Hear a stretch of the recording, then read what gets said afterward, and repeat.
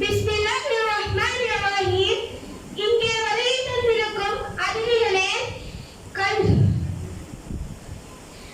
நவ இலக்கிய மன்ற உறுப்பினர்களே மற்றும் பெற்றோர்களே, ஏனைய மாணவியர்களே, உங்கள் அனைவருக்கும் என் இனிய சலாம். அஸ்ஸலாமு அலைக்கும் வரஹ்மத்துல்லாஹி வபரகாத்துஹு.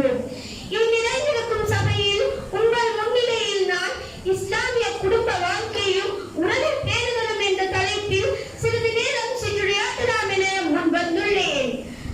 மனிதன் தனித்து வாழ இயலாதவன். பிறந்தது முதல் தாயின் அரவணைப்பும் தந்தையின் பராமரிப்பும் ஒவ்வொரு குழந்தைக்கும் மிக முக்கியமானதாகும். குடும்பத்தில் கணவன், மனைவி, பிள்ளைகள் என்போர் முக்கிய உறுப்பினர்களாவர். இஸ்லாம் வலியுறுத்தும் சமூக உறவுடன் சம்பந்தப்பட்ட இபாதத்துக்களில் குடும்ப உறவை பேணுவது மிக முக்கியமானதாகும். இரத்த உறவு அல்லாஹ்வின் தெரிவாகும்.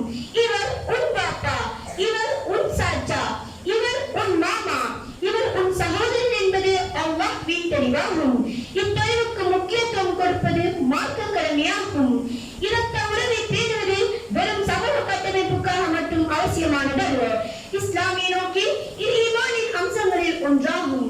யார் அல்லாஹ்வையும் மறுமை நாளையும் ஈமான் கொள்கின்றாரோ அவர் குடும்ப உறவை சேர்ந்து நடக்கட்டும் என நபி ஸல்லல்லாஹு அலைஹி வஸல்லம் அவர்கள் கூறுகின்றார்கள். அறிவிப்பவர் அப்துல்லா இப்னு மஸ்ஊத் ரலியல்லாஹு அன்ஹு, ஆதாரம் புகாரி, முஸ்லிம். அல்லாஹ் தஆலா இரத்த உறவை பார்த்து, யார் உன்னை சேர்ந்து நடக்கின்றானோ நான் அவனுடன் சேர்ந்து கொள்வேன்,